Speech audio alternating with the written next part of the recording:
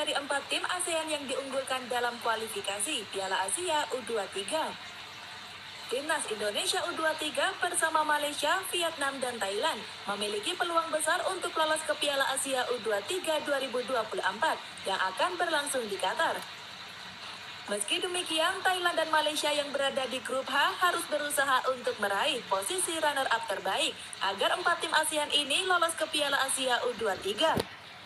Media Vietnam Deto 247 menyebut timnas Indonesia U23 menjadi tim yang paling diunggulkan dibandingkan 3 tim unggulan lainnya. Hal ini karena timnas Indonesia U23 yang bertindak sebagai tuan rumah grup K hanya memiliki 3 peserta saja. Sehingga timnas Indonesia memiliki peluang besar untuk lolos sebagai juara grup. Apalagi Sintayong memiliki skuad mumpuni karena banyak pemain Eropa yang bergabung dengan timnas Indonesia U23. Timnas Indonesia U23 kehadiran 4 pemain, Elkan Bagot dari Ipswich Town Inggris, Ravel Struijk dari ADO Den Haag Belanda, Ivan Jenner dari FC Utrecht Belanda, dan Marcelino Ferdinand dari KMZK Denze Belgia, tulis Deto 247.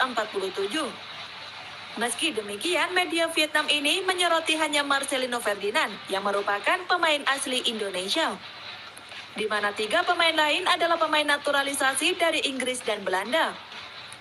Dengan kekuatan asing ini, maka menambah kekuatan timnas Indonesia U23 di kualifikasi Piala Asia U23 dan bahkan dalam skuad mereka ada bintang muda lain, Pratama Arhan yang bermain untuk Tokyo Verdy Jepang, tulis media tersebut. Hasilnya pun timnas Indonesia U23 menang 9-0 dari Taiwan. Bahkan Elkan Bagot